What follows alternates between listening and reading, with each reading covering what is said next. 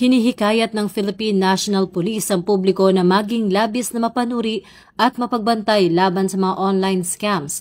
Habang papalapit ang Pasko, mayroon na lamang 37 na araw. Sa pangunguna ni Acting Chief PNP Police Lieutenant General Jose Melencio C. Nartates Jr., iniulat ng PNP Anti-Cybercrime Group na umabot na sa 3,941 na kaso ng online scams ang naitala mula Enero hanggang ika-13 ng Nobyembre.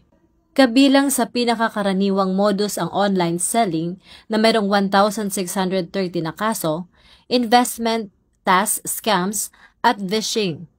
Nagbabala si Police Lieutenant General Nartates na mas nagiging agresibo ang mga scammer sa pagpapakalat ng pekeng promo links, phishing messages, at mapaninlang na online investment schemes na naglalayong nakawin ang personal na impormasyon at pinaghirapang pera ng publiko.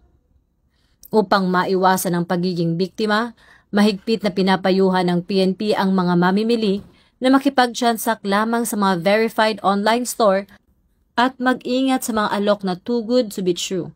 Bilang karagdagang proteksyon, mahalagang iwasan ang pag-click sa hindi kumpirmadong links at hindi ibabahagi ang OTP o banking details kanino man.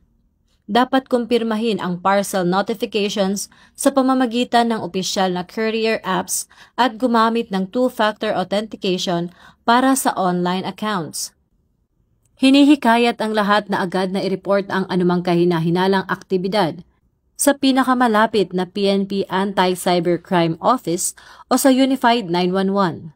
Dahil ito ang bagong PNP para sa bagong Pilipinas, serbisyong mabilis, tapat at nararamdaman.